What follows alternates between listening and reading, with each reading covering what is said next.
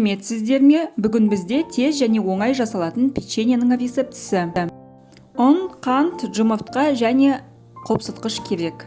Жұмыртқаның ағын және сарысын оның үстіне қантты салып, тоқтамай 1 минут араластырамыз.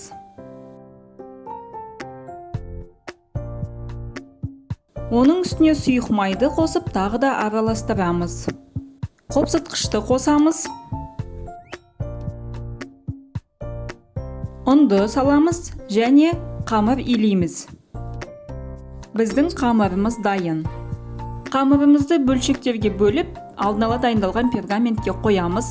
Оны вилкамен әсемдейміз.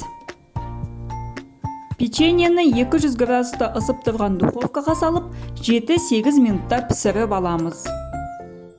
Біздің өте дәмді печеньеларымыз дайын болды. Барлықтарыңызға ас болсын.